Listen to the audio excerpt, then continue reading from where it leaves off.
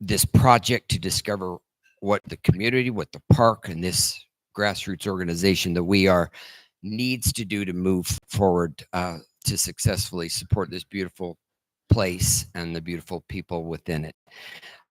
After she presents her project and her findings, a few closing remarks. Thank you.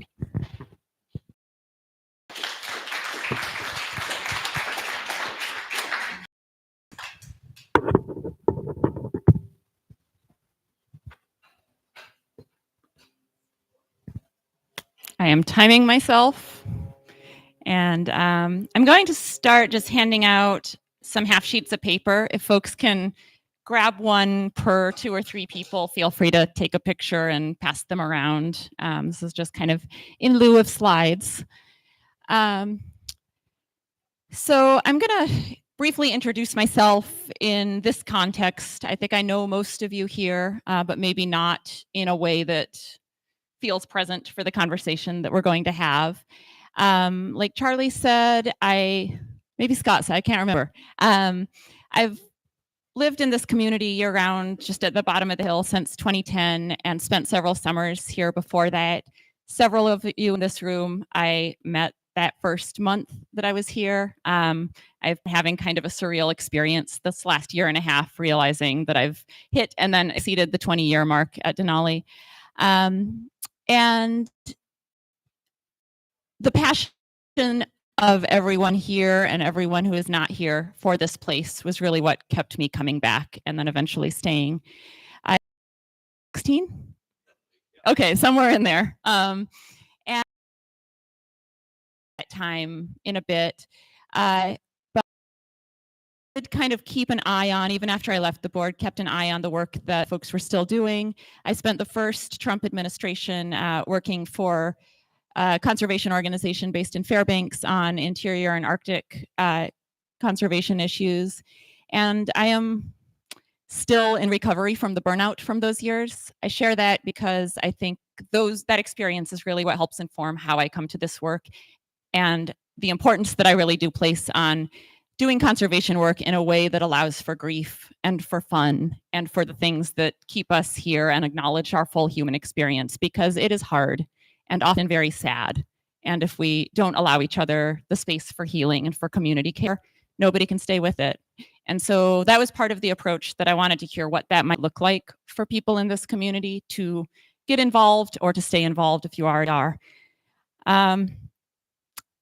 I also want to mention that today is Katie John Day, a state of Alaska holiday on May 31st, honoring the late Ahtna leader Katie John's lifelong work protecting Alaska Native fishing and hunting rights and the watersheds that sustain those practices. I read a really lovely piece yesterday by Katie John's great niece, Yatabai Evans, whose name you might know for her role as a producer of Molly of Denali. And she wrote a piece for the Alaska Humanities Forum magazine in which she says about Katie John, her great aunt, "My auntie's passion for protecting our ways of life runs through my veins. It pulses with every heartbeat. Katie John never gave up. She remained strong for over 20 years. Her example and the example of my ancestors have provided me inspiration to continue advocating and protecting our rights and our way of land and our lands." And I'd like to extend my admiration as well for that legacy and all that we might continue to learn from Indigenous stewards of these lands that everyone in this room I know cares for deeply. I'm going to speak about the project that Scott and Charlie outlined a little bit that I did with DCC over this winter, starting with why this came about and this process of information gathering, which was, as many of you know, fairly informal, but really fruitful and inspiring to me and hopefully for others as well. And end with concluding recommendations, which are circulating around. You can ignore them for now. And what the takeaways that informed those recommendations are that I hope can guide this organization into the coming years. Just to kind of get a sense of where these conversations might have landed, can you raise your hand if you attended the panel conversation at the 50th celebration at the Education Center last year? Okay, so like half-ish maybe. And if you were there, and maybe were not, you may have heard this later, Charlie, Nancy Bale, several other former board members, some of whom are here tonight, spoke to the necessity of a shift at this 50th year anniversary, the necessity of a shift in who and how Denali Citizens Council does its work, acknowledging, I think, Charlie, you said very succinctly that the organization had arrived at a crossroads. I realized earlier today that I had typed fork in the road and struck that from my vocabulary. And so I apologize to anyone I am traumatizing by using that phrase. But there was a crossroads in either continuing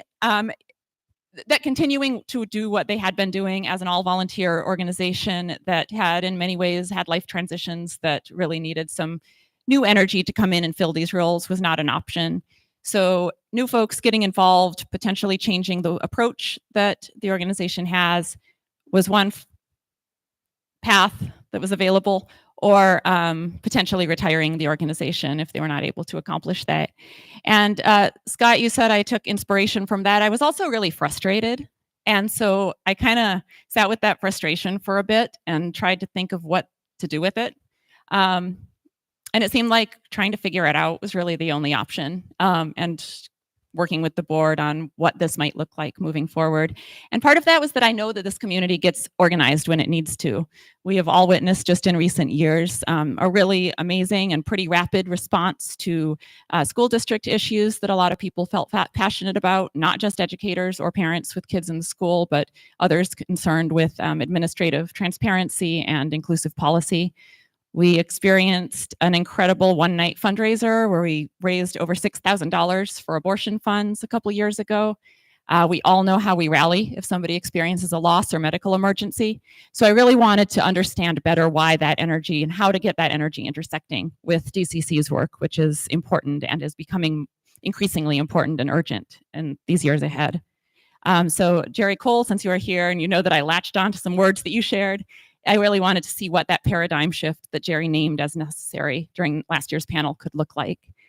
And because of kind of my instinct and how I approach things, this process was through meeting with selected people in the community to talk about their relationship with DCC, their concerns for the future of Denali, and ideas for what might get them involved in a different way than they maybe had been, or a way to envision what their involvement could look like going forward.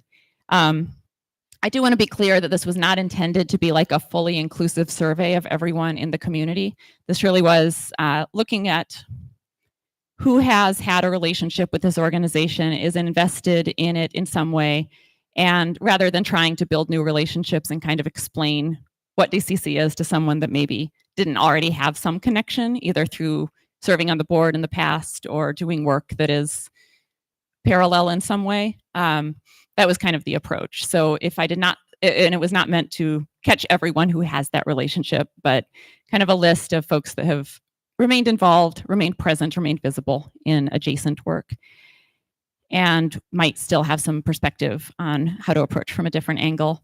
I had initially considered including like beyond that scope of people, but it became really clear, especially after inauguration, that it felt a lot more productive and respectful for all involved to really focus on existing relationships rather than attempting to build new ones at a time that a lot of organizations and people were spread pretty thin and going through transitions of their own. And I say that partly also to contextualize the DCC's challenges that were named last year so well of finding board members. I don't know anyone that is on any nonprofit board that is not constantly looking for other board members. And that doesn't make it easier, but it does feel very just relevant to help understand that this is kind of across the board. One half of that sheet that's going around lists some of the key takeaways from community conversations that I identified and then kind of bounced off of other folks that I talked to throughout the winter. And I want to really stress that everything that made it onto that bulleted list was said maybe particularly succinctly or concisely by one person, but these are sentiments that were echoed by many people, or like if maybe planted, like if somebody was kind of getting at something and I would be like, hey, so-and-so said this, and they're like, yes. And so that means that this was kind of an echo and a through line throughout many of these, I'm not calling them interviews, but conversational threads. I also just really want to thank everyone who participated in that. Those were some of the highlights of what was really a pretty snowless and sad, depressing winter. So it felt really good to talk to folks that were able to give that generosity and knowledge, and get excited about what it could look like going forward. The first one on that list, DCC remains a valued, trusted resource for those invested in the future of Denali and Gateway communities.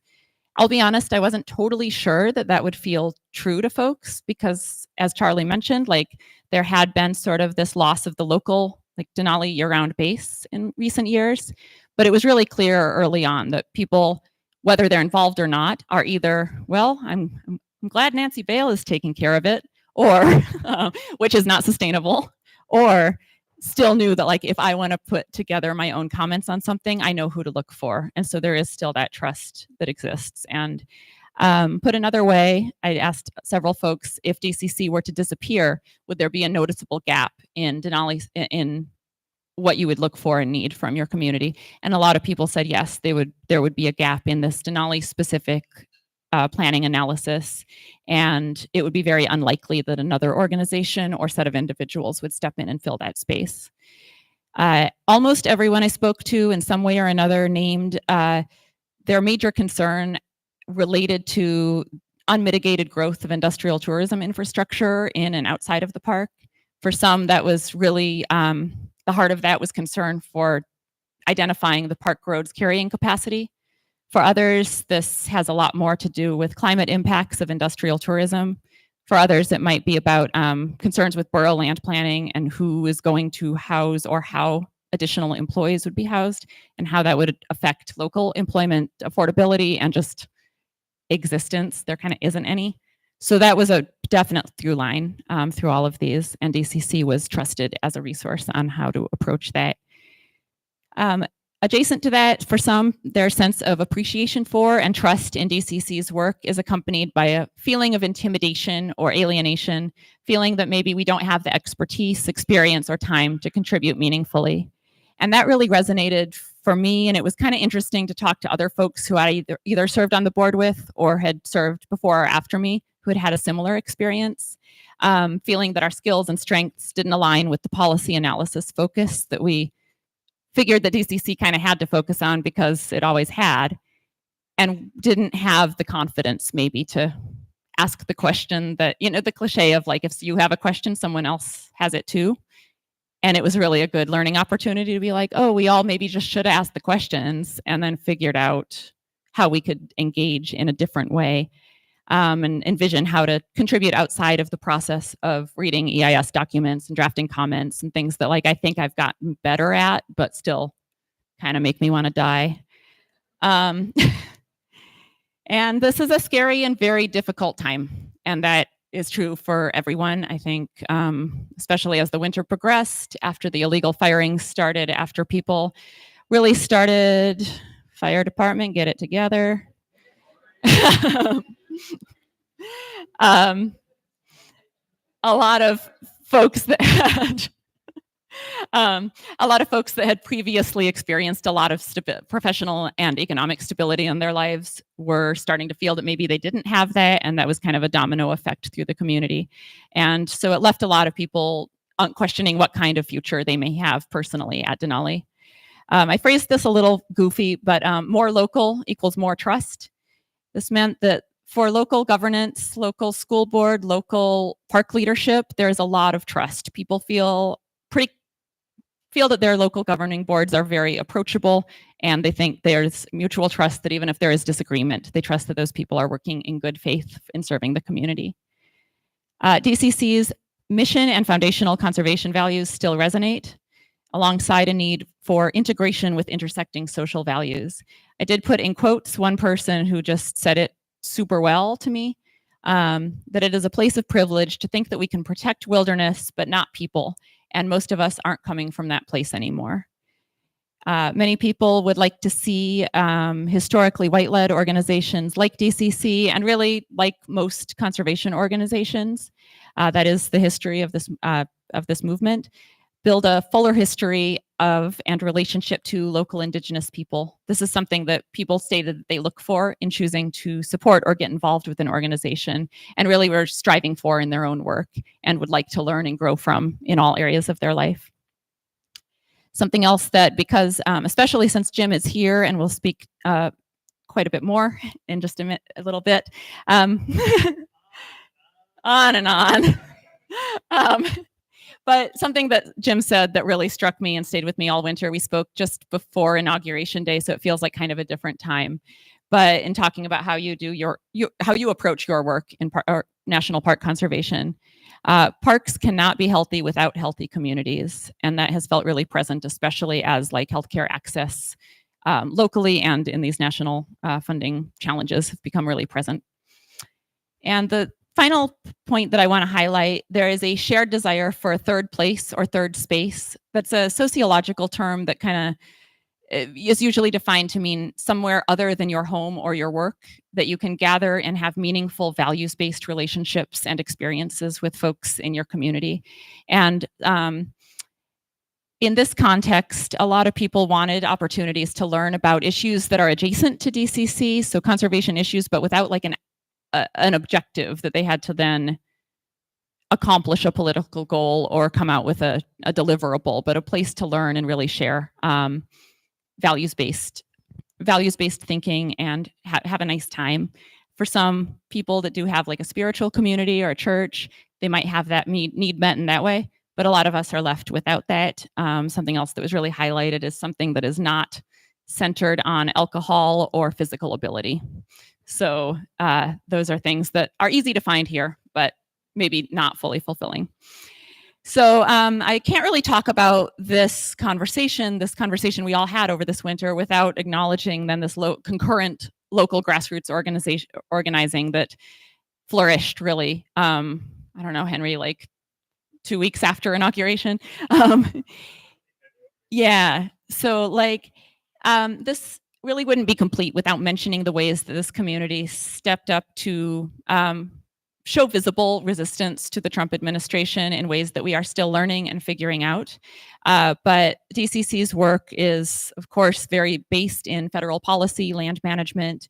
And I personally was, and I may be speaking for others too, I was pretty surprised and a little bit taken aback by how immediately this administration's policies hit home here. And on day one, we were immediately seeing these conversations like in our own workplaces and homes. And so especially as firings within the park, firings with other agencies that we work alongside and that folks in the community work for started to roll out, I was really just incredibly heartened by how this community stepped up. And I wanted to mention, as I already called out Henry, who just joined the board, and his partner, Emma Bloom, were also super central in those efforts. And these conversations then with DCC also kind of just melded inevitably, and we'll continue to interact with each other. And so I'm kind of wary of that like toxic nonprofit speak of thinking about these kind of challenges as opportunities. And at the same time, this all-encompassing urgency of the moment really demonstrates how all of our skills and our energies are needed and have come together and will continue to do so. If you flip over the half sheet on the other side where it says proposed DCC working groups, I wanted to share those as potentially like, I've conceived those as a model for how to continue the work that DCC has done and done very well over the years and that people really look to. That is what is most easily encompassed in this policy working group. And then some other working groups, this is kind of it's a work in progress in a bit. So these are not something to consider as like job descriptions to be filled, but as spaces that this organization can create that as you find your own skills and interests and priorities aligning, this might allow those of us that are not drawn to work like the policy working group, but might be more inclined to provide educational spaces to work with young people in gaining their own and developing their own political and conservation consciousness, a way into these conversations. and also a way for folks that cannot join the board but really want to be involved and have very relevant expertise to work alongside board members and with each other. I will, I think I will let you read those on your own and just kind of ponder them and see where you might imagine yourself fitting in. But I want to take a minute to be a little bit more interactive and check in with where folks might imagine their own efforts and energies aligning. To start, I will share a piece of wisdom from one of the community members I spoke to this winter, who we were talking about what grassroots organizing means generally and what it can look like in this community specifically. And she said, "The power lies with the people, not with how government officials think, but how we think of ourselves." And so I would love us to take a minute to consider how we think of ourselves, both individually and the folks in this room together collectively in this moment, and how these values and priorities and skills fit together in a Denali ecosystem. I will list some issues facing our community and also some different ways that we might take action. This is not particularly linear, so they are not like tied with one issue to one way of taking action. But I'll read some statements. And if you recognize yourself in one of these descriptions, raise your hand. And as your hand is up, look around. And even when your hand is not up, look around and see who sees themselves in those descriptions and what kind of collaborations we might create together. And to start, I'm going to go with the most obvious. Who here considers yourself a policy nerd?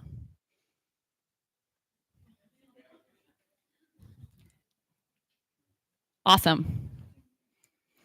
So yeah, a good chunk of people, kind of the expected faces, maybe some less expected faces, but not people that can carry all of this weight on their own, right?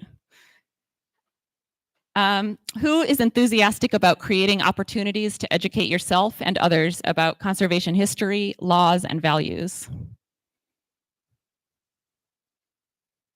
Okay, awesome. Who loves a good spreadsheet?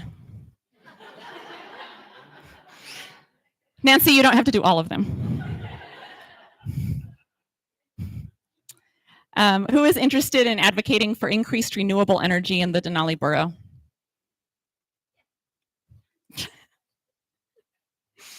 Who is interested in borough land planning efforts? Awesome. Who is interested? Oh, no. I don't love a good spreadsheet. We're going on like what's the feeling here? Like, what are we? We'll come back to the numbers. Who is interested in making art to celebrate and protect Denali? Cool. Who enjoys event planning and logistics, coordinating with businesses, making sure people are fed, so that things like film screenings or meetings like this can happen? Awesome.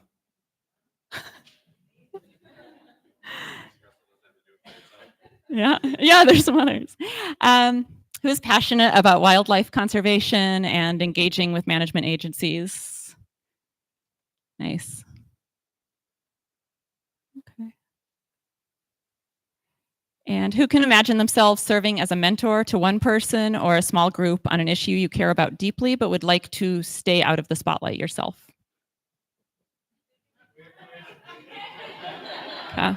So these are the people to look to too, who have a lot of knowledge and wisdom. And yeah, that was helpful for me. I hope to know that there are people who can step into all of these roles, and they are all needed. And we don't all need. I'm looking at one person. We don't all need to do all of them, but we can support each other. And I think we're going to need to in these years ahead. And we've demonstrated that we can do that, and DCC can be a space for that organizing to occur. And whatever your skill set and wherever you raised your hand, I really do feel like after this winter, there is some real support for each of you to re-engage or to find a way to engage. A source of healing and hope for the years ahead. Tough. but we do have each other, and this has felt really powerful to recognize that again. I've got time for a couple questions, and if those questions feel like they're going to become a conversation, then I might suggest we come back to them later, and Charlie will, or somebody will give you a microphone. I can't actually hear too well either, so like, don't ask your question till Steve gives you the mic.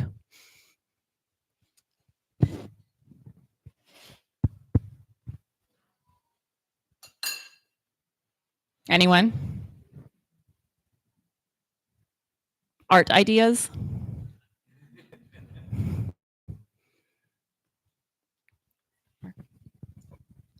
Hi, Erica. Hi. Just wondering, how are you going to follow up on these things? Like, do you have plans on how to capture some of the people that have raised their hands, or what do you? What's your plan? Nancy is collecting a list of members, and I also would like those people to self-identify. Like, if you are, I'm someone who likes to not have to commit in a moment, so I tend to allow that other people might have that preference as well.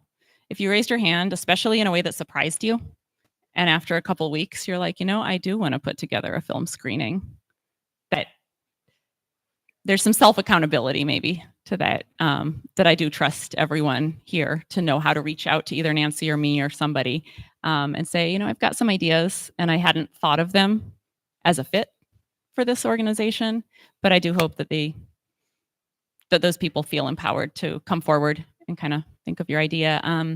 With the new energy on the board, I'm really excited to see that capacity kind of spread out among more people. There's also some other folks who have been engaging over this winter, who are not in a spot where it's appropriate for them to join the board, but bringing some cool volunteer leadership, and maybe might step in to do a couple events here and there, or offer professional expertise that they carry from their career that is relevant.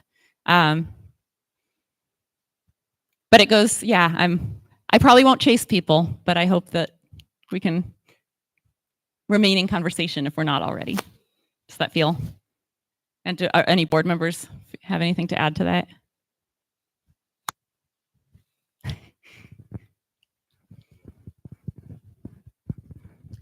I know the board has talked about having more open board meetings where local people can approach the board with issues of concern or things they'd like DCC to do. And so I'm confident that with our local members and the pipelines of information within the borough, the borough doesn't have all that many good pipelines for information, so that DCC could play a role in providing them from a conservation point of view. We have board meetings every month, so this provides 12 opportunities for local citizens to use our already organized system of alerts, our familiarity with agencies, our expertise in doing issue sheets, to magnify an issue they might have that aligns with our mission. So I see that having more open board meetings will be a way we can help to satisfy what you've learned.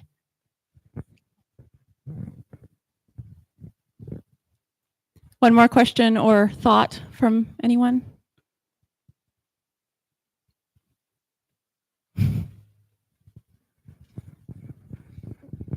Unless there's but if there's not, I just want to say that Erica has done a fabulous job for DCC this winter and really tracking people down and having some really awesome conversations about where this organization should go. I mean, Nancy mentions coming to open board meetings. In a sense, our board meetings have always been open. It's just we haven't done a good job of publicizing when they're available. So we're going to try to do a much better job of that. And as I hope you got from Eric and from what I said earlier, you don't have to be on the board to be a participant, an active participant in Denali Citizens Council. And particularly at this time, we need those folks to turn out and be a part of the work we're doing and work that's being done adjacent to us. I was very pleased just driving into Denali 2 days ago to find there was a protest going on at the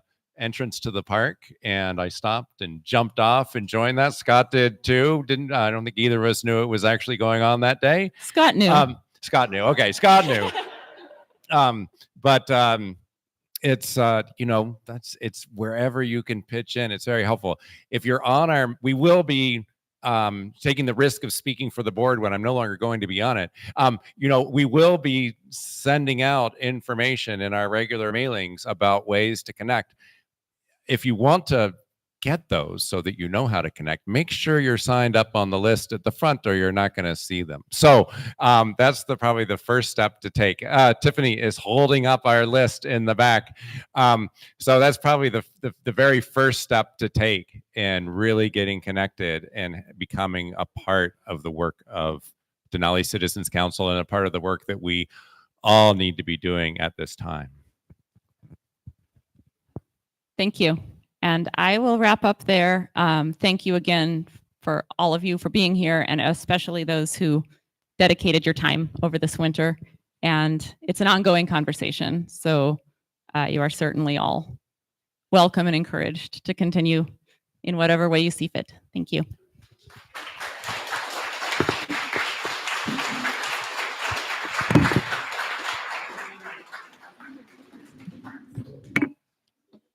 Who am I giving this to? Okay.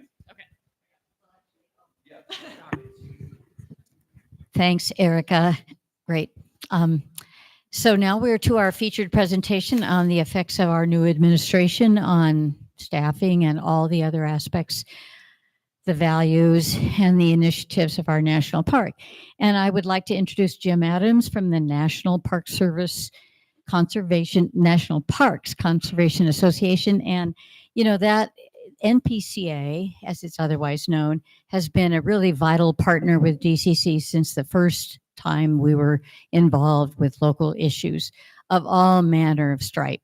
More recently, NPCA has helped us in DC with the preserves rule, where the National Park Service took upon itself the role of managing hunting in preserves so that it comported with Park Service rules and regulations, and all the other aspects of special park status that nationwide helps the parks be different.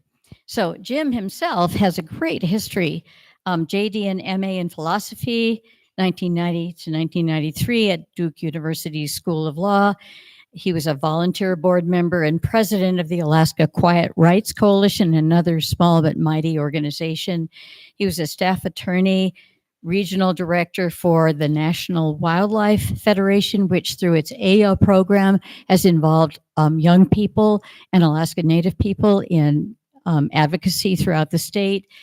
He was the Alaska Policy Director for the National Audubon Society from May 2013 to December 2015, and he's been the Alaska Regional Director for NPCA from December 2015 until the present. And he brought us some materials that have appeared on the desk in front, so you can check them out on your way out. Jim, welcome.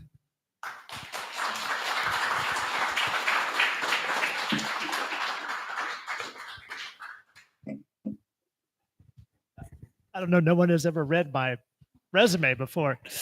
Not even my mother could have done that. Hello. Do people need to stretch? Like, do you need to stand up for a second? I'm going to give you a chance in a second anyway. You'll have to. You don't have to, but in a second we'll do it. So first, thank you so much for inviting me. I really appreciate it. I'm excited to be here. I brought the kids up. Some of you got to meet them. We're camping at Riley Creek. It was a great excuse for me to, well, frankly, just a great excuse to get out the camp. I grew up, and this is kind of segues into my love of national parks. So I grew up in Iowa. My folks were both teachers, and every summer they had a month off, and we had a pop top camper, and we would pull it in the station wagon. We would drive across Nebraska to Colorado and Wyoming and Montana and spend a month camping in national parks. And I just really distinctly remember driving by a coal plant on one of those trips, and saying, "Oh, what's going on with that?" And my mom said, "Oh, that's a coal plant. You can write to the president and tell him you don't like it." So I did. And so I wrote to President Jimmy Carter and told him I thought this coal plant was terrible because it was polluting the mountains. And maybe my first start of advocacy, but my parents kind of empower me to say, what you can do can make a difference. And I'm going to say that at the end of this talk too. I'll also just say, in terms of Denali, I was thinking about, how do I connect with these people, whoever they may be here today? And so it was making me think about Denali memories. And I know you all have probably 27,000 more than I do, but I'll just recount that the first time I came here with my parents, 1994, we went to the visitor center, and you look out the big window for the mountain, and we couldn't see the mountain. It was all clouded in. And then I accidentally tripped on something and looked up, and you could see the top of the mountain. It just had never occurred to me to look that high. And I just remember that feeling of wonder. And I tried to show it to my folks, and we couldn't find it again because, once again, none of the three of us could believe that you would have to look that high. This is such an incredible place. And to give people that sense of wonder, even for a moment, it's something that I'm holding on to 30 years later, is one of the great gifts that national parks give to this country. And, I'm just incredibly grateful for them. And I'm really, really grateful for the people who make them those kinds of places. So just to start with that, I'm going to completely digress and lose momentum for a second, Erica, and say, what you were talking about today for this organization, and, as you kind of find the next chapter, whatever it may be. So I grew up as a lawyer. I'm very linear. If I could never talk to a person and just type angry letters, it would be my best life, right? I'd just be hammering away in the dark. But what I have learned, to my immense regret, is that you actually need to talk to people to get real things done. And building community, and the organizations that do build community have turned out, in my experience, to be the most successful organizations. And one I would mention is Sitka Conservation Society, an organization that drives me crazy because they're never linear and they do all sorts of things in the community. And now they have a plan to protect forests down there that is better than anything I ever imagined I could have done in my straight ahead, send angry letters and sue way to go about business. And so I just want to acknowledge that, even though it is entirely against every instinct in my body, building community is something I've seen be incredibly effective, even when it is not straightforward and when you can't necessarily see where the results are going to be. So I wish you guys the best of luck, however you decide to figure that out, or whatever goes with it. All right, so what's going on? Part of the problem with giving this talk is that there are at least 10 people in this room who know more about what's going on than I do, maybe 20, maybe 40, maybe each and every one of you. But I do want to talk about what I know and what I can give you in terms of information, and then talk a little bit about what I think can be done. And to start this whole thing, this is where I would ask you to stand up if you're willing. Can we just give one, because I'm torn here. Let me just say this. I want to give hope, and that is how we will end this conversation, with hope. I'm fucking angry about what is going on right now. Excuse my language. My children are in the car, but I just poisoned some other child's ears, and I'm very sorry. Yes. I'm really angry about what's going on in this country, particularly tied to national parks. And so I guess I would just ask you if you would do me the favor of standing up. I just thought of this 5 minutes ago. I have no idea if it's going to work. Stand up. Come on. Just do it. Will you please join me in an incoherent bellow of rage?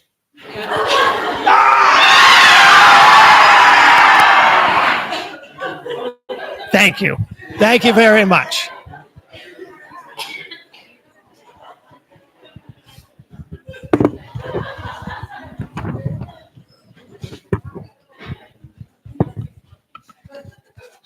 Yes, sir. As a point of fact, four of us might have done that to break through 2 days ago. Okay.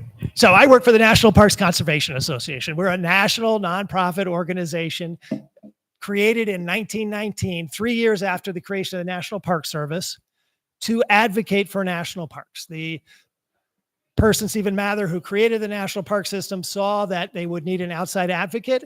National Parks Conservation Association has played that role for over 100 years now. Now, just to tell you a little bit about us, about 30% of what we do, I should say, as an organization, is advocate for funding for the National Park Service. And it's mostly through appropriations in Washington, D.C. So we have a large D.C. lobbying shop and experts in the appropriations process, and they go in and they testify. One of our folks just testified in front of the Senate in our committee last week in front of Senator Murkowski. We do a bunch of lobbying around that. And then about 70% of what we do is what you would think of as a normal conservation group, kind of a semi-greeny group. Let's call it 50%. Things like trying to stop the Ambler Road in Alaska is one of our very highest priorities. Working on the wildlife rule that Nancy talked about, or thinking about the Bear Coast, which is Lake Clark and Katmai area and kind of the west side of Cook Inlet, and maybe in particular the potential Johnson Tract mine down there, those kinds of issues. And then 20% is thinking about what our parks could be like and do differently or be changed, or just advocating for new parks. In particular, parks that tell the history of everybody in this country. And so, for instance, NPCA has been very, very involved in the push for the Emmett Till Memorial, National Monument or National Historical Monument, which would focus on a young Black man who was lynched in Alabama when he was perceived to have made advances at a white woman. We have been very involved in the creation of Stonewall, National Historical Monument in New York City, which commemorates really the first major historical landmark in the battle for LGBTQ rights in this country. And I think those are really important parts of the National Park Service and of our history. And NPCA, just to put our marker down, thinks that they very, very much belong as part of the National Park System. All right, that's the boring part of the speak where we talk about who we are.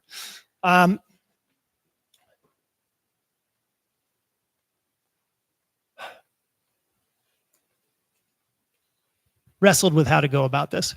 One of the things I guess I'll tell you how I know about what's going on to the extent I do. That is, NPCA often works with National Park Service staff and has relationships with them. When I joined the organization, I was actually told, always friend, sometimes foe of the Park Service, because we definitely tell the Park Service they're wrong sometimes, but we are always advocating for money for the parks. We believe in the mission of the parks. And as a result, we have some relationships with Park Service staff. And in this last 4 months, once the Trump administration took office, we have been spending an enormous amount of time talking to National Park Service staff, trying to understand what's happening with them and what's going on. There is a huge, and our role so far in that process has been to take that information, anonymize it where it needs to be anonymized so that Park Service staff can be protected, and then pass that on to the media in an effort to get more attention paid to what's going on with the parks.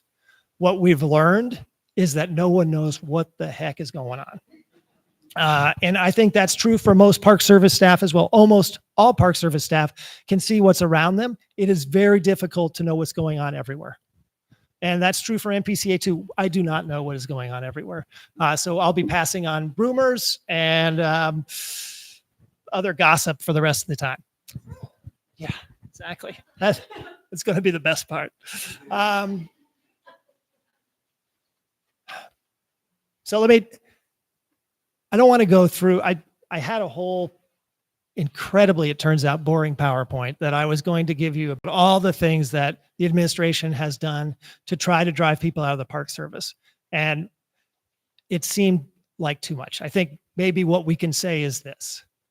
Since the Trump administration took office, they have engaged in a concentrated effort, to reduce National Park Service staff. And they have done so in a way that is calculated to be cruel and unkind, which is disgusting in my view.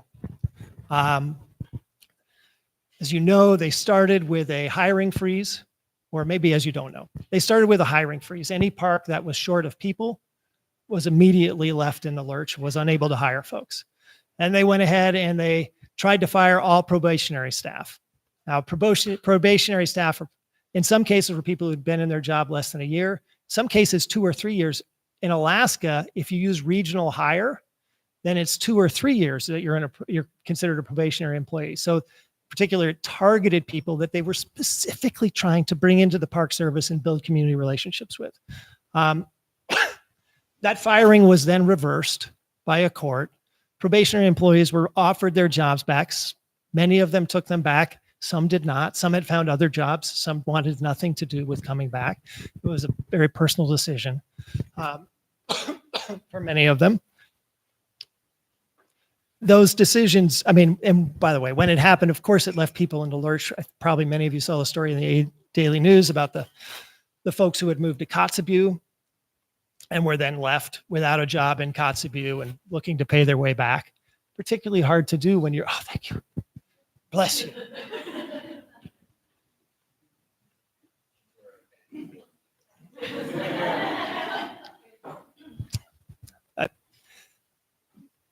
Started to wander down the path of the Kotzebue person, basically left in the lurch, right?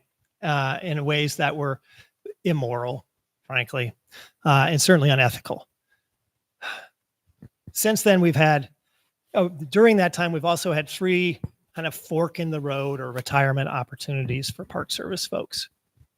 As people have taken those, information about that has not always been communicated fully, even within, say, staff within an office. I've heard certainly stories from the Alaska Regional Office of people showing up and being like, where's my supervisor? And the answer is nobody knows. Some of them, their computers have been taken. They took the fork in the road and they've disappeared.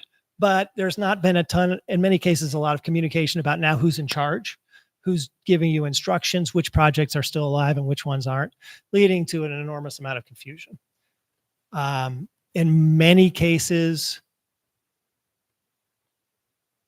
funding for even small purchases has been cut off or bureaucratized in ways that are incredibly irritating.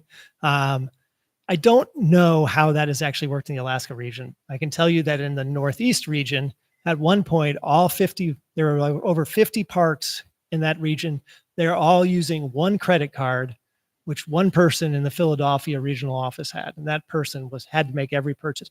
You wanted to buy gas for a boat using the National Park Service credit card, you had to get approval from this person. I mean, an incredible amount of red tape and inefficiency, right? And also a really crummy way to try to do a job you care about.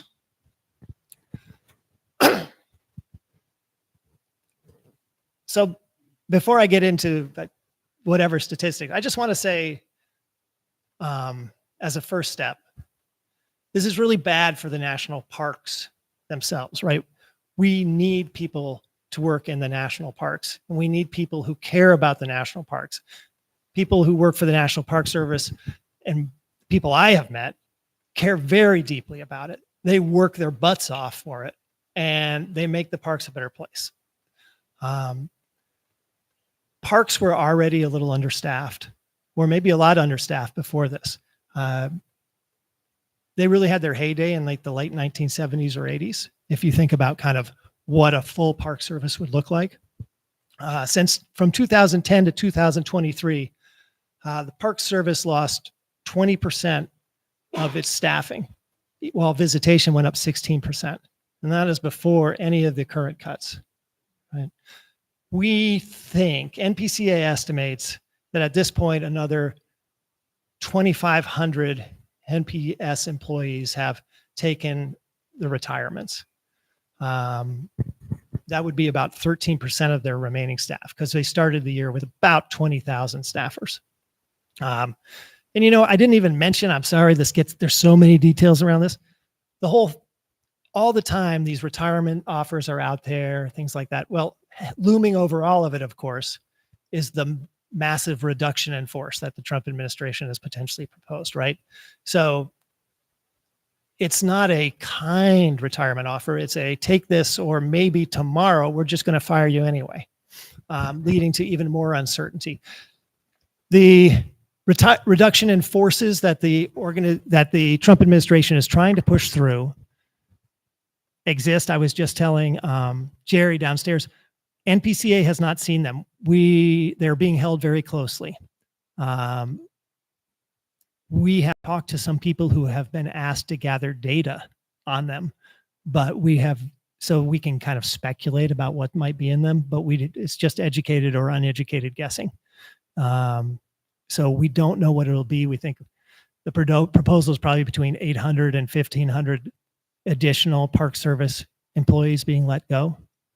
There's a lot of speculation in the media that it'll be mostly focused on regional staff and not park staff. There's a sense that the Trump administration would like to consolidate regional offices, maybe down from 11 to 3. And the premise being that people in the regional office are not actually particularly useful to the Park Service. They're viewed as overhead and bureaucrats who are pushing papers, at least by the Trump administration. So what we're hearing is that what the administration really wants is for the parks, particularly the major parks, to seem like they're okay, but for everything else to be stripped away, right? And one very smart person I talked to recently said it's like a pyramid. You can think of the forward-facing or public-facing people in a park as the top of a pyramid, but if you don't have the rest of the pyramid, soon the rest of the bottom. If you don't have the bottom and the next layer and the next layer, at some point the whole thing goes away.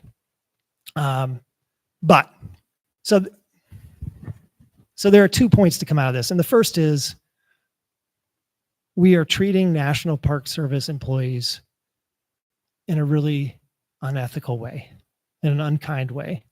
And, to those of you here who do that, who work for the National Park Service, thank you for what you do, and I'm really sorry.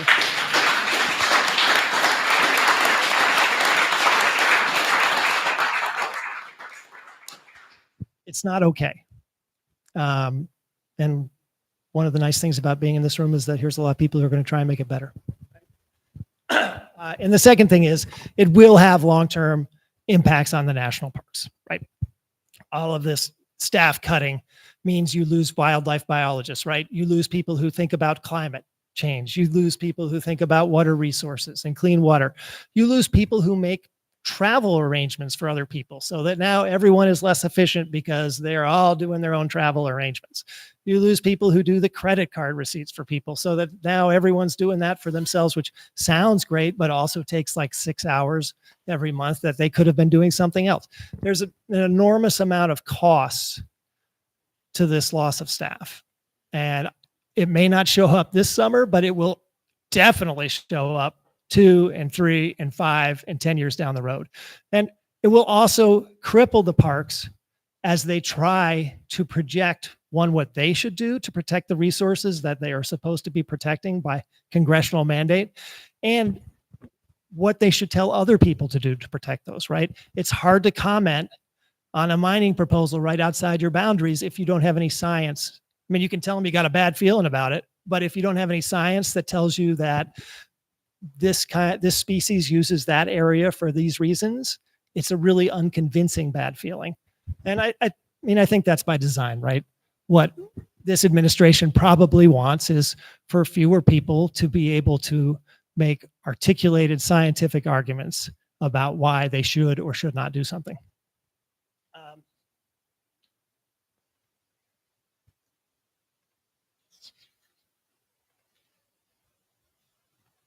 In Alaska, this really belonged in the previous part of the talk, but I'm just going to say it right now. In Alaska, the administration has also put a hold on, to my knowledge at least, for the most part, lateral transfers. So Alaska right this minute is down 4 park superintendents. It's my understanding that all those positions had people who were going to fill them There were going to be lateral transfers, and the administration put the kibosh on it. So 4 parks are left without superintendents at this point. About 60 of the 180 staffers in the Alaska regional office have chosen retirement and have left or will leave. They're no longer at least working. So a third of the Alaska regional office is gone at this point. We do not know how that compares to other regions. Alaska is the only region we have hard numbers for right this minute. So, but I think we can project that it's probably fairly similar. And one last thing about this is simply that because this is a set of cuts that are not particularly premeditated, they're even harder to deal with, frankly, because they leave every system vulnerable. In this park, they don't have someone who can drive the gravel truck or the grader. And in this park, and then in this park, or they do have somebody, they kept the person who can drive the grader, but they fired the person or convinced the person who does the contracts for the grader to leave, or the person who buys the gas or repairs the grader to leave. And so it leaves even more confusion, leading once again to less efficiency. I think one thing we can definitely say is all of these cuts have made the Park Service far less efficient than they used to be. So I'll stop in a minute and we can just talk. But I do want to talk a little bit about the skinny budget of the president. So I kind of was thinking about this in 2 ways. One, there's the staffing cuts and everything that's going on with that. Then the second part is the president's skinny budget proposal, which he just came out with for FY26, in which he suggested we cut about $900 million out of the Park Service operating budget. Now, the president's budget is not the final budget. He just puts it out there. And then Congress decides what that budget will look like using the president's statement as kind of a gauge. Well, is he going to sign it? Will he veto it? What does he want? But it is definitely not the final word. And I would not expect the Park Service to take a $900 million budget cut. But if they did, it would be by far the biggest cut the Park Service has ever experienced. And it would be about a third of their operating budget. The president has accompanied that proposal with a kind of plan or statement of a vague idea that maybe we should get rid of a lot of the national park system. So the park system is made up of, it has 18 different designations, each of which almost all of which are created by Congress. You know, National Historical Monument, National Battlefield, National Battlefield Site. They're all administered by the Park Service. Congress decided that they should be a part of the Park Service, but the Trump administration is saying, hey, we should definitely keep Denali, but maybe anything that's not really big and kind of has bison, that doesn't have bison in it should get out. You know, we're going to cut that, give it to the states, give it to the locals. So it would be a dramatic reworking of what we think of as the National Park Service and kind of its role, particularly in educating people about the history of the United States. Right now, well, I think I'll just leave that at that. So that's the bad stuff, right? And I'm going to tell you in a minute about what I hope you can help me do and what I think, where I think we can go. But I'd like to just stop and say, are there questions, or did I get something so wrong that somebody needs to stand up and correct me? Because there are definitely people here who know stuff that I don't.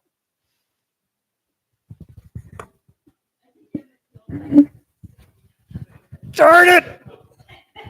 He totally did.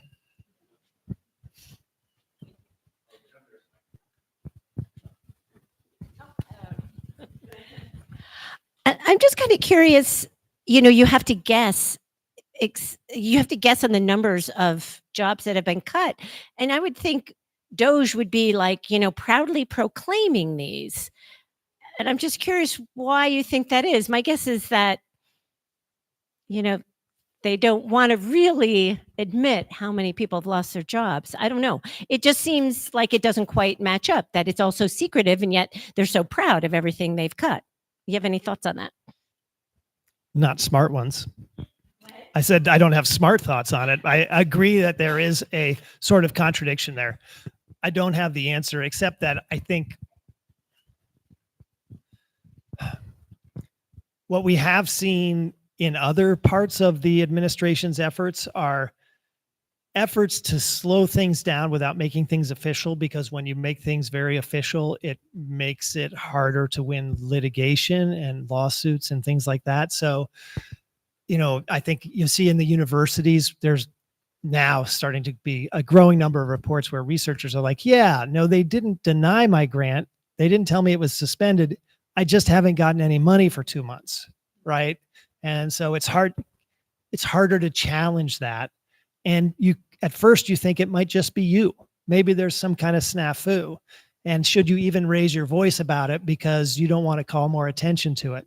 And then as people start to talk about it, you start to realize, oh, it's a systemic choice to make things vague, so it's harder for anyone to understand exactly what's happening and push back. That was just rank speculation on my part, Joan, but that's what I think is happening.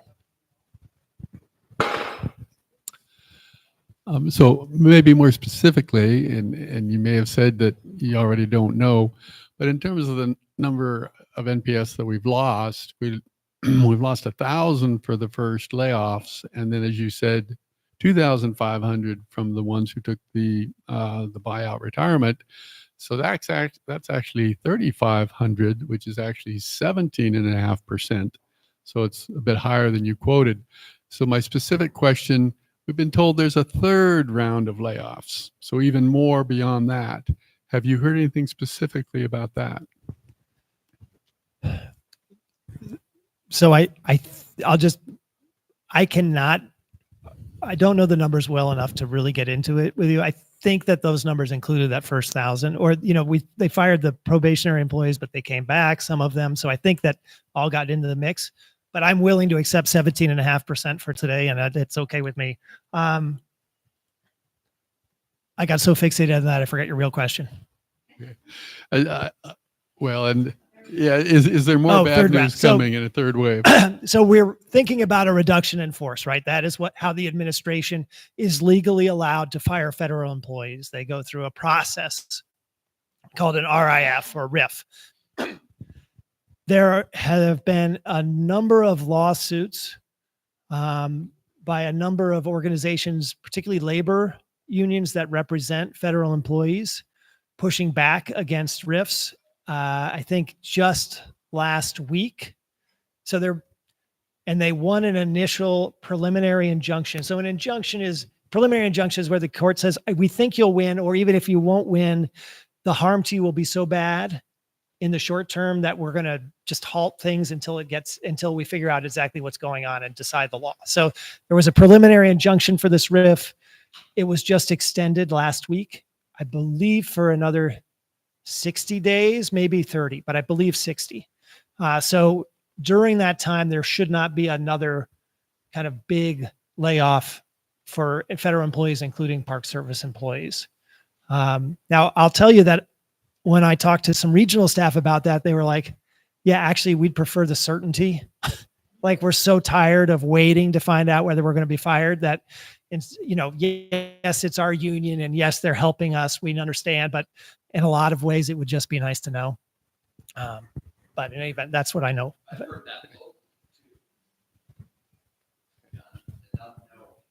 This is the hard part.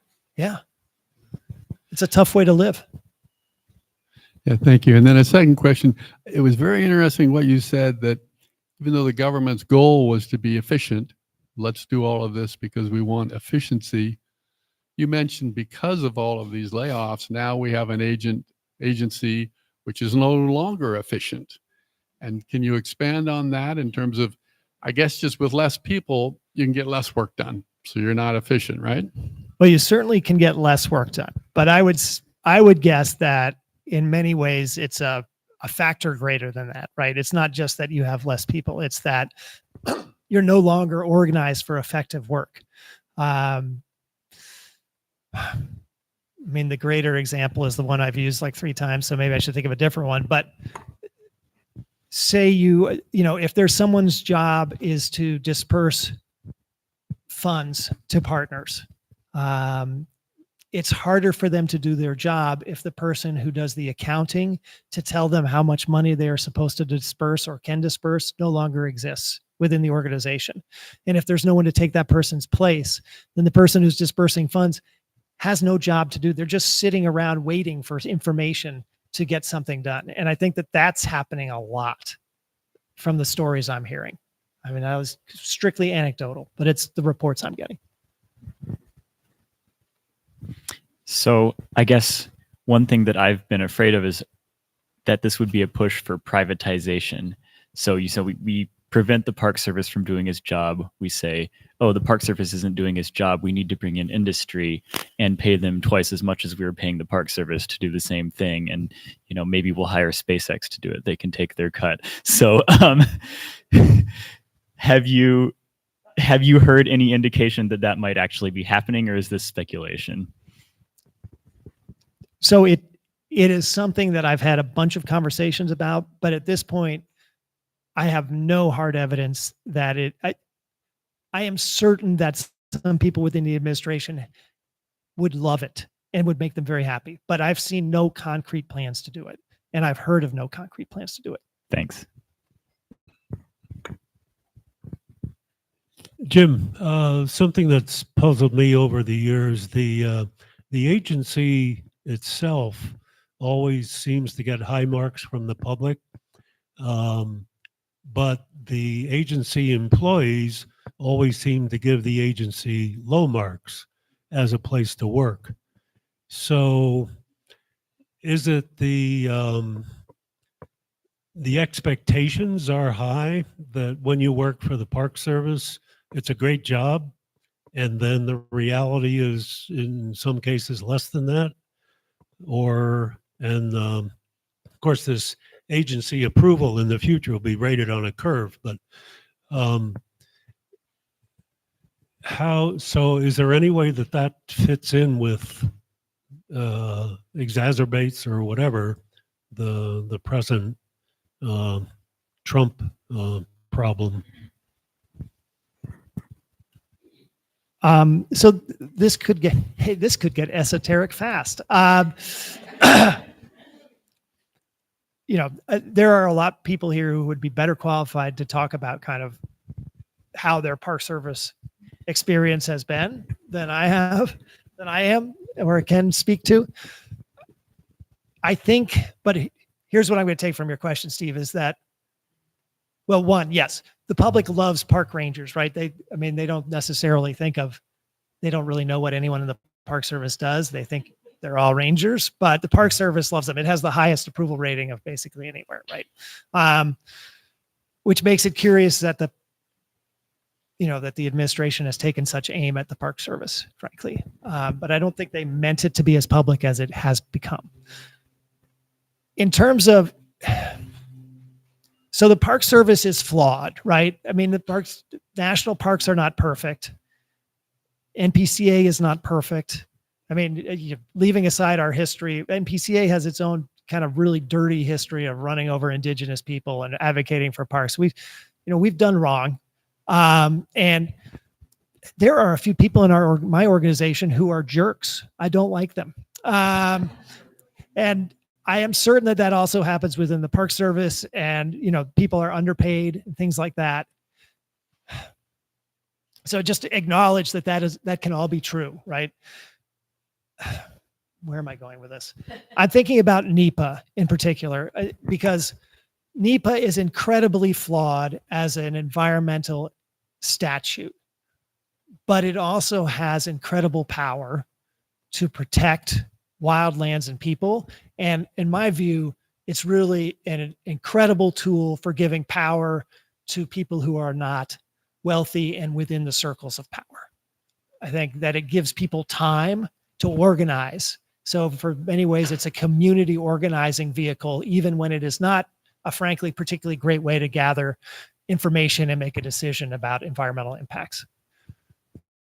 But people talk about that in a way that gives the Trump administration, I feel like, a little momentum to go after NEPA. There'll be a lot of there'll be a lot of middle of the road Democrats who are going to be like, yeah, NEPA doesn't really work the way it should.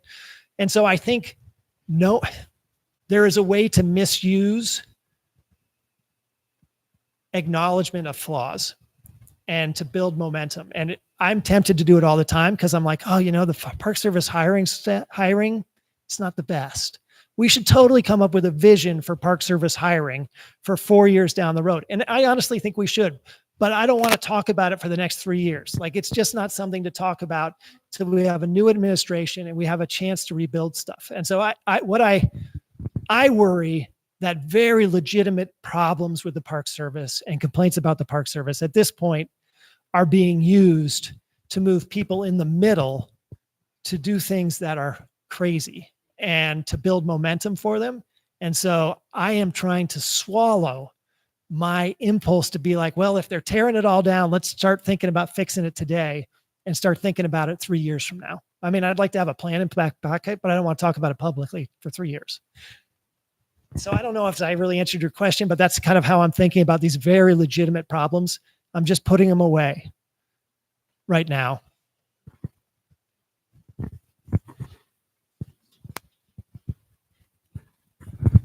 Jim, do we have a regional director? Not to my knowledge.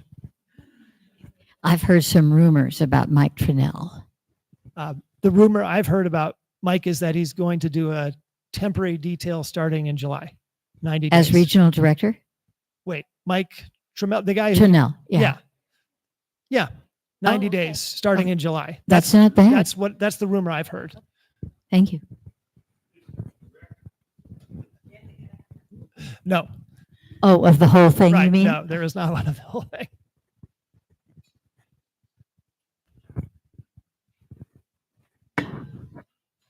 Okay, so you guys are probably getting restless. So let's just get to the hopeful part of this. So I would be hopeful even if Elon Musk had not left the Trump administration so publicly last week. But I do think, well, let me step back. Let me take a step back from that. Wow, it's been a bad 4 months. And in particularly in terms of this administration not paying attention to the kind of politics that we normally expect them to pay attention to. Like, there's a reason that they have never made 11 park regions 3 regions. I mean, there's lots of good reasons, but there's also just a political reason, which is senators want to be able to call up the regional director for their state and yell at them. And they don't want that person to be in California if they're in Alaska. And they don't want that person to be in Omaha if they are in, Minnesota. So this administration has kind of been running roughshod over what we thought of as traditional checks and balances just within the political system in Congress, let alone kind of, are they acting constitutionally, things like that. NPCA has frankly not known exactly what to make of that. We are kind of throwing things at the wall. And so if you ask me what we've done, I would say NPCA has been quoted more in newspapers in the last 4 months than in any previous year we've been keeping track of, because we're gathering information and putting it out there. But it's never clear that putting that information out there is actually doing anything to make the Trump administration think differently, right? That's been the question. What are we doing that's actually slowing this train down or changing the Trump administration's mind? We still don't know the answer to that. But I'm starting to see or starting to feel like there are a few signs or cracks out there. And one place where there's definitely daylight showing is the split between Musk and Trump, because it felt a lot to our folks in DC like this double-barreled threat of, one, Trump's going to call you out publicly and drag you, and then Musk is going to fund your primary challenger, was a real double-barreled threat that was keeping everybody in line. If Musk is stepping back, erratic as that may be and as untrustworthy as that may be, it starts to maybe lose or create a little bit of room for some of the vulnerable Republicans in the House to do things a little differently, because there are some moderate Republicans who won by less than 5% of the vote who have got to be staring at their numbers right now and thinking they're screwed. And they got to be trying to decide, are we just going to stay with the administration, or are we going to start trying to create a little daylight on important issues?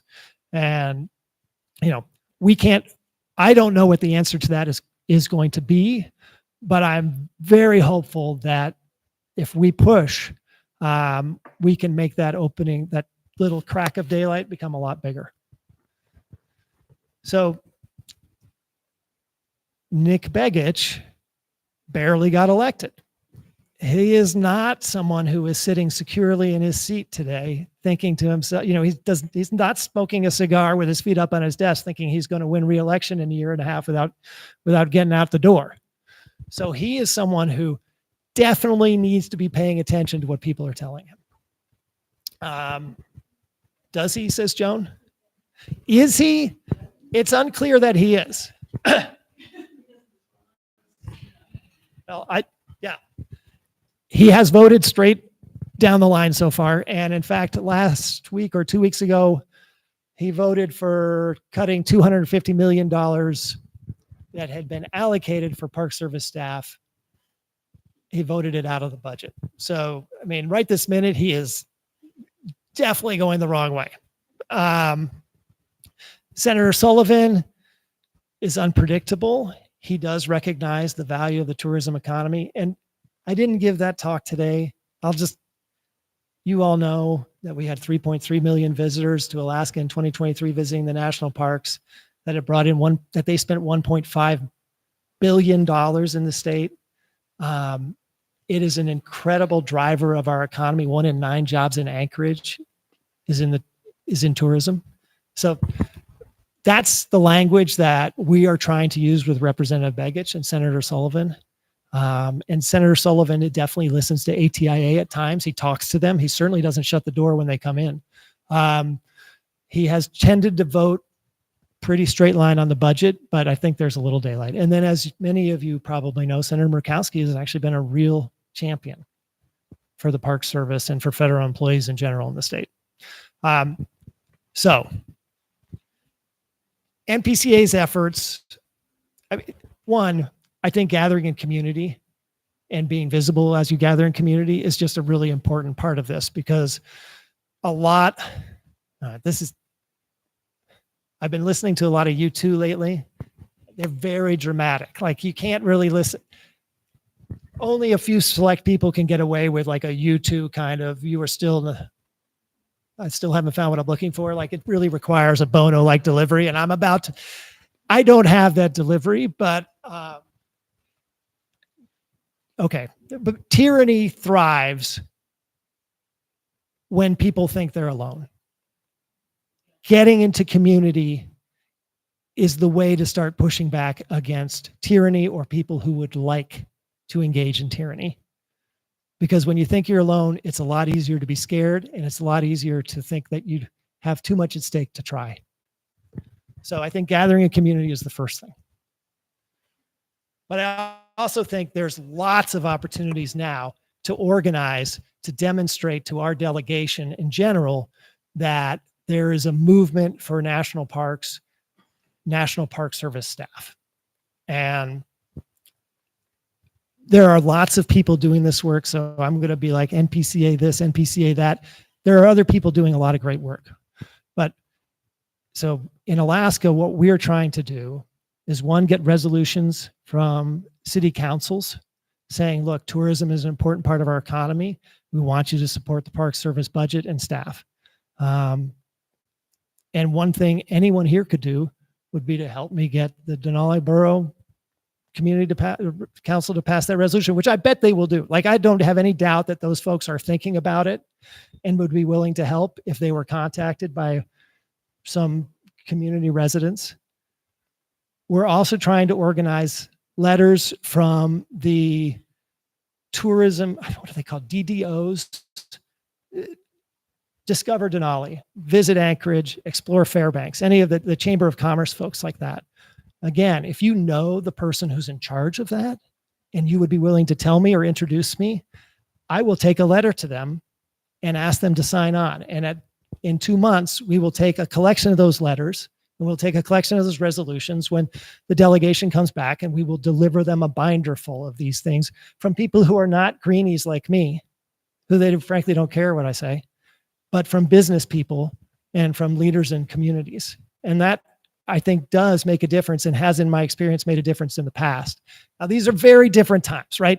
So we don't know that anything's going to work. It's crazy times. But in 2017 and 18, I was part of a campaign to work on the National Park Service infrastructure backlog. And when that campaign started, we thought it was a lost cause. But we did exactly what we're talking about here. We organized kind of regionally in states, and it worked. Republicans came out of the woodwork to vote for this thing. And I don't think this is going to be as easy as that. It's not quite the same. But I do think it's a model for trying. And I think the other thing I would just tell you is every time I talk to a congressional staff, they say, call us. Call us and tell us you care about something. Because one call represents like 1,000 constituents. I have it on my calendar to call each of our delegation once a week because I don't like doing it. It's not hard. Frankly, it's so easy to do. You dial the number, they pick up the phone, and you're like, listen, I really care about, I live in Denali, I care about national parks, my zip code is this is my name. They write it down, the call is over. No one ever interrogates you. No one is ever like, really? Do you really think the Park Service does good work? Or what? Like, no one asks that question. They just need to check a box. And then those numbers are reported up. People who call are counted so much more than people who send an email. People who call, it makes an enormous difference. And they're not keeping track of your, Jim Adams called for the 7th time this month. They're really not keeping track. They're checking a box. You can make a huge difference by just making a note and calling them once a week. Pick a different issue each week if you want, but make a noise.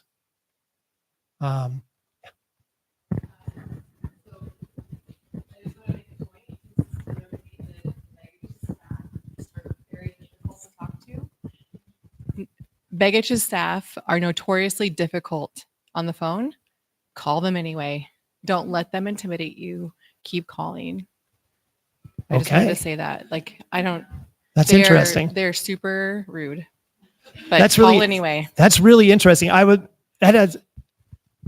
have visited with them a couple of times in DC, and frankly, they were so much politer than Don Young's staff that I had thought, oh, these are actually very nice people. Yeah. So called Lisa Murkowski's office, and basically they put you on an answering machine, so you leave a name. And I did get a letter back, from her regarding some of the separation of powers. I didn't need a civics lesson, but that's what I got. Yeah. But the number is 202. No, really, 202-224-3121 is the congressional switchboard, and you get on that number, and they say, who would you like to be connected to? And they will put you through to whatever office you want. And, you can leave, basically you leave a voicemail. Yeah. I haven't had a live person like you say with Nick Beggich. I haven't had anybody get on the phone, but I saw that number on a sweatshirt in Colorado. I go, that is a really good That's number. really funny. And I memorized it, and it is, call them up, 202-224-3121. We'll get you the congressional switchboard. So, thank you.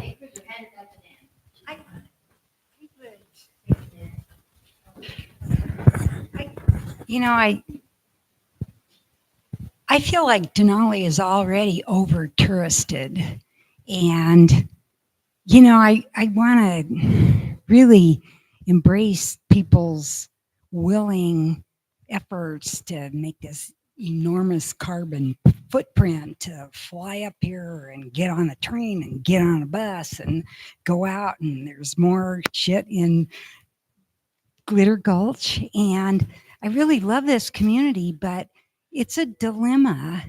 And how do we address that dilemma? We really totally want to support this park as a wildlife park, but there's, a real confrontation when you're thinking about, oh, bring them all here, visit your park, find your park, and it's a hard thing to address when you live here long term and you see the highway so busy, and it's not that much fun to be driving your park out to Savage or on a bus for locals that have a different reference point.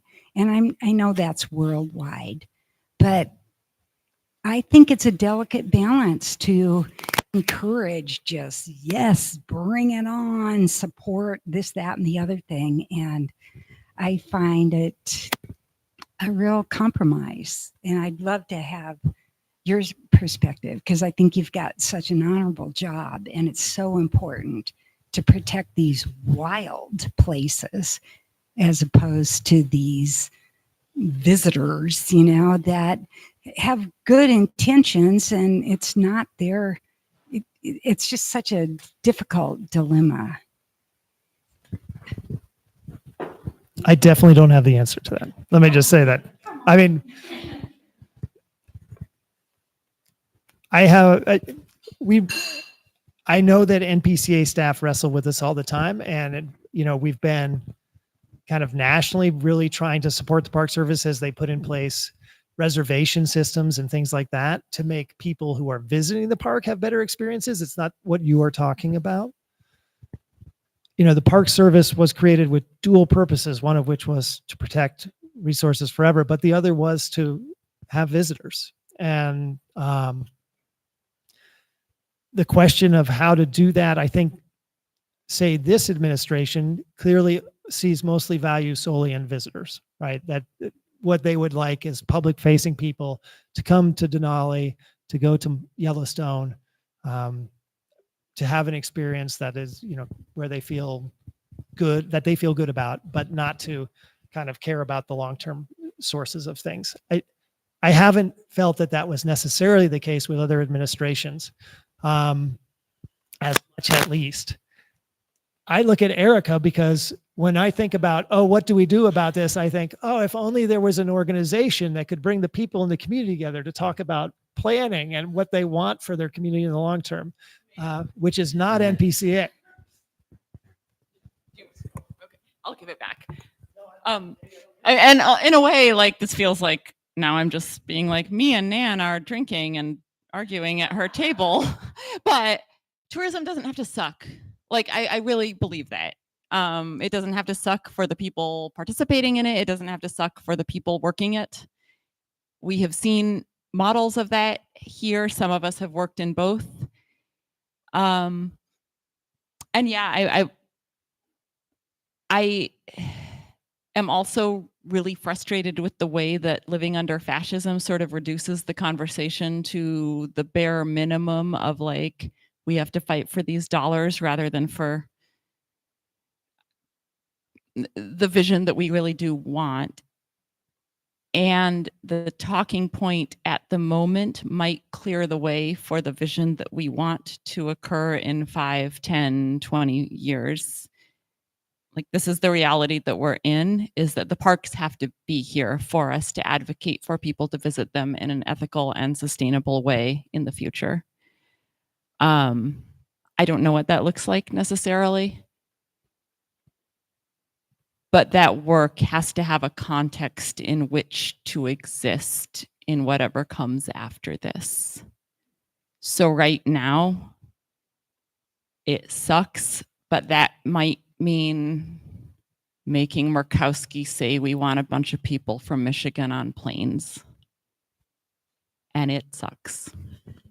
And it might be the strategic message, even if we know it's not the most honest message.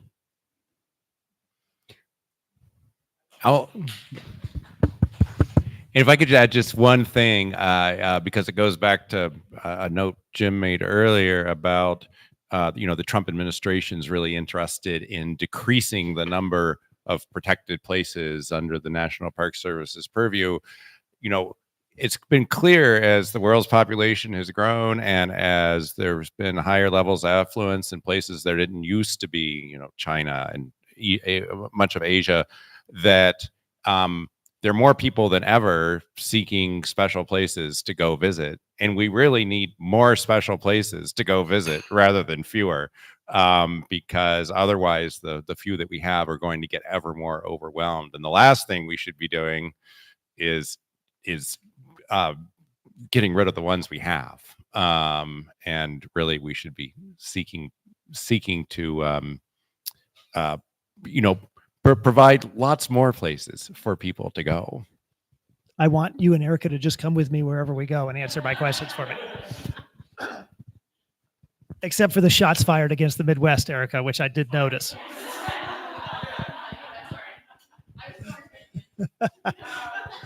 I'm gonna wrap up. I'll say one other thing that, I mean, we can talk more, but I'm very conscious that you all have been sitting a long time.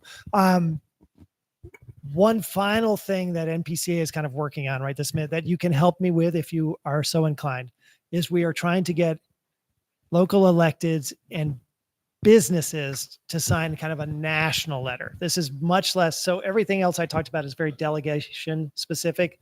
This is more of a, at some point, maybe we have a news article that says 3,000 businesses across this country say, this is important to them and they want to protect it. So I'm just starting that process. But if you know a business owner who says, oh, tourism is important to our economy and is willing to type their name into a sheet, please send them to me. And the ways you can, if you're interested in any of this stuff, there's just like a, don't mistake this for the DCC sheet, which no one, there's a second sheet. It's like, put your email on it. And I can email you. You're welcome to email me. Let me know that there's something you want, or that how I can help work with you on any of these things. You have a business, I can send you email you the letter that they could sign on to. Super easy. It's like five, what's your name? Are you authorized to sign this? What's your email? You want to talk to the city council? I'll send you a copy of the draft resolutions that we've used in other places. You want to talk to the Chamber of Commerce or Discover Denali with me or without me, I'll send you the copy of the letter that I'm sending to other tourism organizations and asking to sign on. And, Anchorage, I've talked to Anchorage and Fairbanks so far. They both said what they both said was, I have to check with my board, but we will sign on.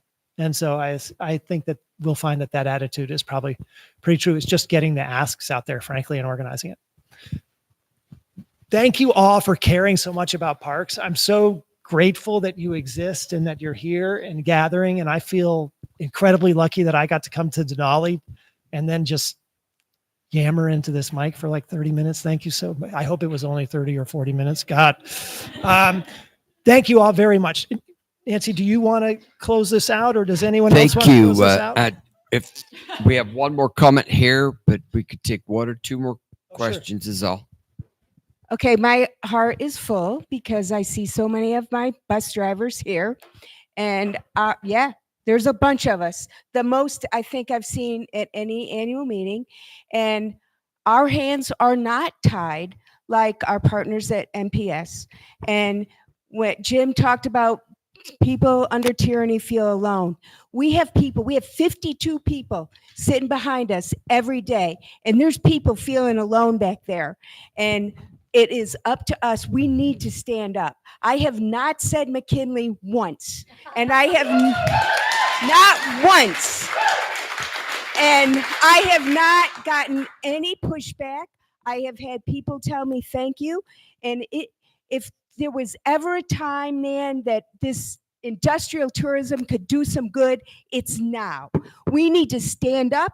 We need to talk about what's happening to our parks, and we need to win. If we can win over one person on that bus, and I have a feeling we're going to win a whole lot more over, but we need to stand up and we need to protect our parks. We need to stand up for our partners in National Park Service, and we have to stop the tyranny that's happening.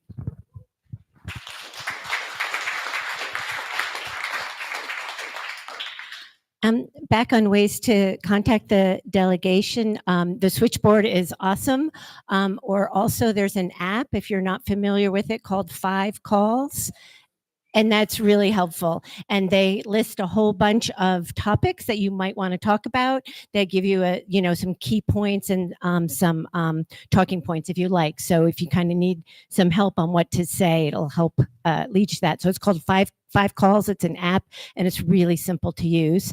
And then I have kind of a fun anecdote. Somebody mentioned they had a hard time talking with Beggage's staff. I've been to Beggage's office in Anchorage, and the woman there is quite, she's a little bit nervous, very young, but she's quite friendly. And the funny part is her first name is Denali.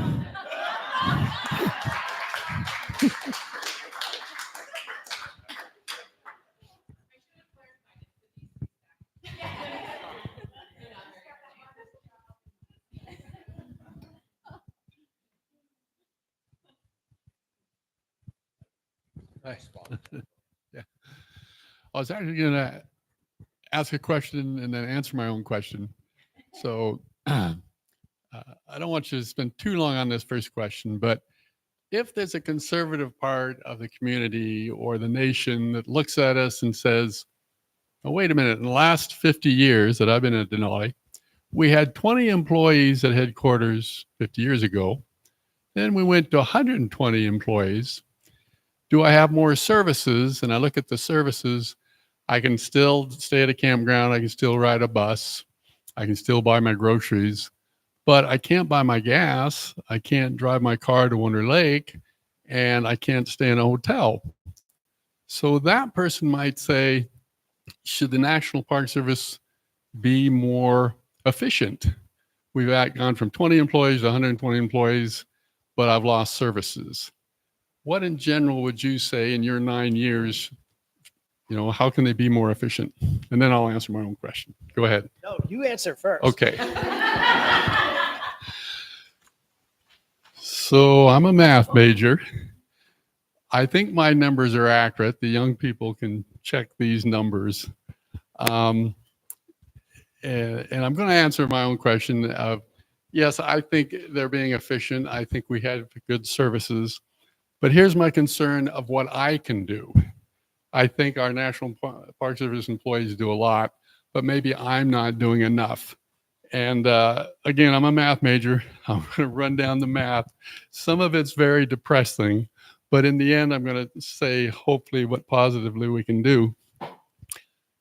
And I did some of this in the car, but just before the meeting, but I think my numbers are right. The big picture with all of this in our federal government, we have $36 trillion of debt. But every year we only have $5 trillion coming in. So we can't pay off that debt. But of that $5 trillion, we're only spending a little over $330 billion on federal employees. We're only spending 5% of what we bring in on federal employees. Even if we cut all of the federal employees, we're not going to solve our problem. So for our Park Service, all of our Park Service employees are only 0.5% of all the federal employees. So even if we cut all of them, we would only be saving a very little bit. So then I look at myself, well, what am I doing? I'm paying every $100 in taxes. Am I helping? Well, every $100 of my taxes, only 5 cents is going to the National Park Service. So that's a little depressing. Well, if I give more, can I help Denali? Because I want to help the Denali Rangers. For every $10,000 I give in taxes, only 5 cents is going to the Denali Park Rangers for their salary. Well, last year I paid over $20,000. I'm an old guy, I'm retired. Of all the $20,000 I paid last year in taxes, only 10 cents went to our Denali Rangers. So that makes me really depressed. So what can I do? Well, I need to personally give more to the children at the Healy School and our fire department and our ambulance and donate what I can to Denali Park Personally, I need to put more of my time and treasure into Denali National Park because what I'm giving to the federal government just doesn't come back. Now, having said that,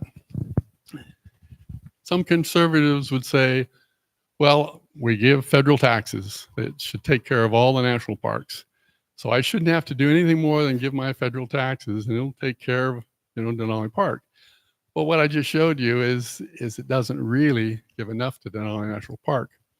So other than personally giving locally, which is what I want to do, I'll also make one more comment, and that is I can't forget about and give up about all the other children in the nation and only give to the children here in Healy. And I cannot give up on all of our other national parks and just say, well, they're all doomed. I'm just only going to help Denali. So I guess personally, other than committing myself locally to give my time and treasure right here in Healy, right here in Denali, I'd certainly be willing to give another $1,000 of taxes, no problem. However, the problem is there's only 150 million of us who are paying taxes. If we all gave another 100,000, or excuse me, if we all gave another 1,000, is that going to help? Sadly, no. Even if we did that, all 150 million people gave another $1,000, it would still take us over 200 years to pay down our debt. So even that wouldn't succeed. So personally, I would like to ask my federal government not to simply be charging me 20%, having me pay $20,000 taxes. That's not enough. And I should qualify by saying other people in this room probably have a lot better solutions. So I admire if you have a better solution. But I'm willing to tell my federal government, my paying 20% is not enough. I'm willing to double that. I'm willing to pay 40% of what I have income in taxes. And if we all did that, if we all doubled our taxes, we'd pay off our debt in 7 years and we could support our national parks. That was not where I was going to go. But one of the things that you mentioned that I would have probably said, I'd like to think, is, yeah, the Park Service is just a tiny part of the federal budget, right? That's not really a way to get after our national debt, even attacking all the federal employees. It's not really, it's showmanship as opposed to solution-based doing and thinking. But I would also answer your question by saying, well, look, Park Service, every dollar we put into the Park Service returns 10. And every dollar we've put into parks that were created since 2000, like in the last 25 years, has returned $20 in investments. They're incredibly valuable to communities in just straight up, flat out economic terms. And that's leaving aside the fact that Park Service employees are parts of communities. They go to the coffee shops. I mean, that's just tourism dollars. That's not the employees going to the coffee shop, that they're being in the rock band, they're playing in the bluegrass festival, they're volunteering at their children's school, all of those things.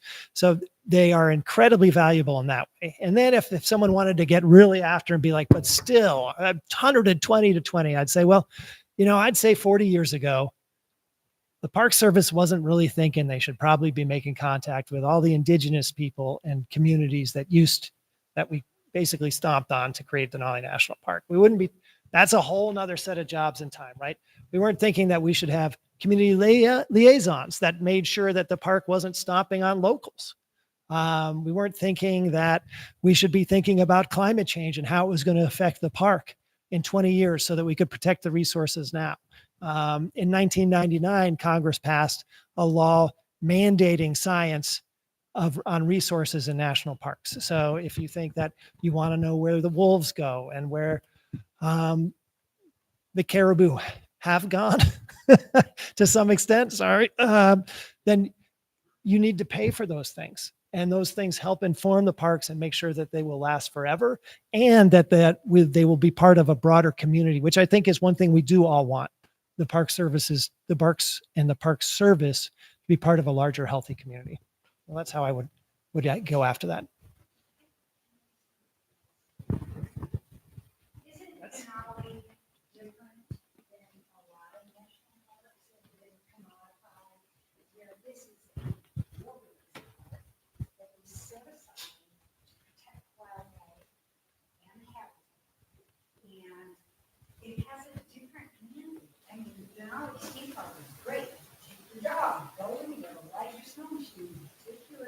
know, and sure, a lot of people like that. And but isn't this special for wilderness? And that's the ultimate ideal of conceptualizing this park. I mean, so few parks that are accessible by road and plane and railroad, and, you know, it's just harder here to keep that as the ultimate, you know, aspiration.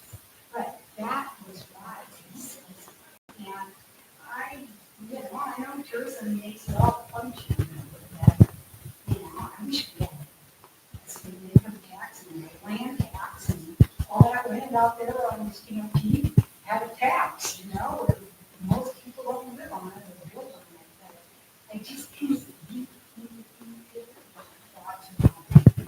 And I want to see it in a different category than Yellowstone, Glacier, Evergreen, Riley, because these different, you know, it makes a different perspective and different reference. I just don't hear that anymore. You know, and I'm so saddened.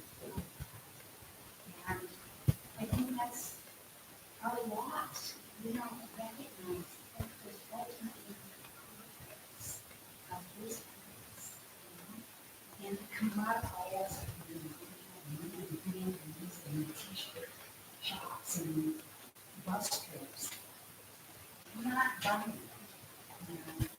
We feel like we need relevance, different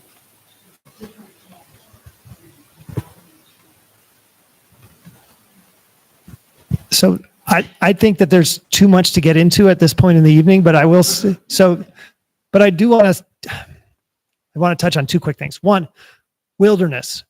I do think people think differently about wilderness than they did 30, 40, 50 years ago. And I think that is because I think it's at least partially because we recognized that untrammeled by man was complete bullshit, right?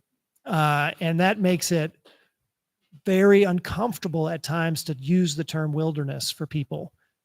Along with that, I think we've lost a way to talk about being in nature, the spiritual way it can affect you, and the way being by yourself or in a place that is visibly unimpacted by other people in ways that are obvious can heal people and make them stronger and better. And so I'm still looking for that vocabulary and to think about how we can move the conversation from wilderness to something a little different that recognizes people's place in the landscape. It does not erase people's history, but still recognizes the incredible value I find from it, right? That I don't want to give up.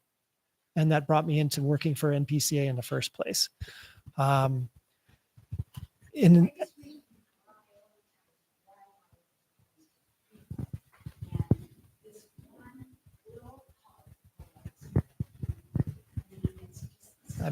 I mean, there's only one road. So, I mean, I totally hear you and think it, but if I were on the other side of this argument, which I'm not, because I don't really know how I feel about it, I'd say, well, there's only one road and the rest of it is basically unroaded. That doesn't seem like Yellowstone to me. And there's bus. So I definitely am not picking a fight with you on this because I don't know how I feel about it. I want to duck this question and pass it on, but I can see that to me, it feels really complicated.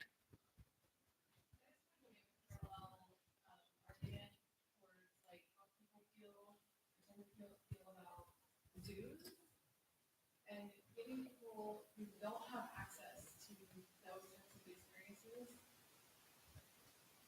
realize how important it is for conservation. So getting people out in a bus in one road with a massive park to see what like unspoiled habitat looks like is so incredibly important for the future of people wanting to preserve that and to be exposed to it and to give that sense of what is that? What is that? And I see that. There are people who have this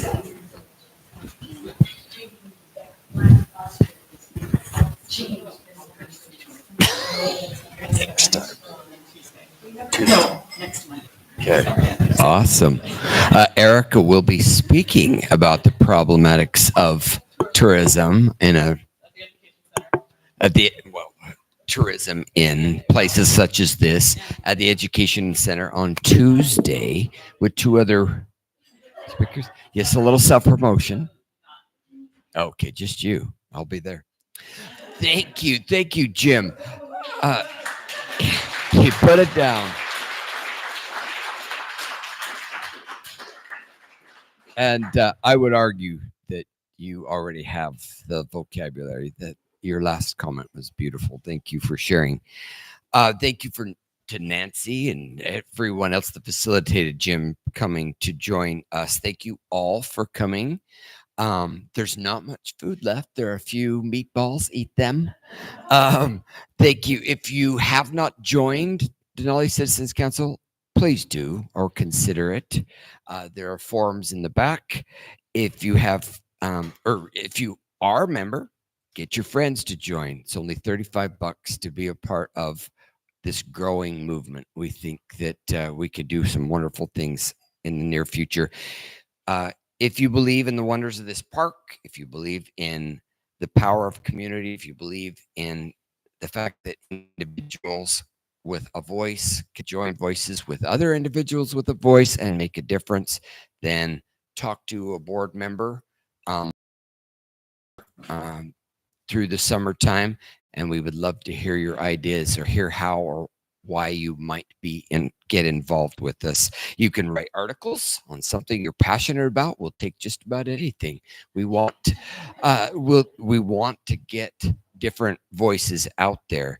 You can help with technology. You can write letters to our legislators. You can help with finance and community outreach. There are lots of things to do. You don't have to sit on the board, as Erica said, though you can. You don't have to have a deep understanding of environmental policy, though if you do, talk to Nancy Bale.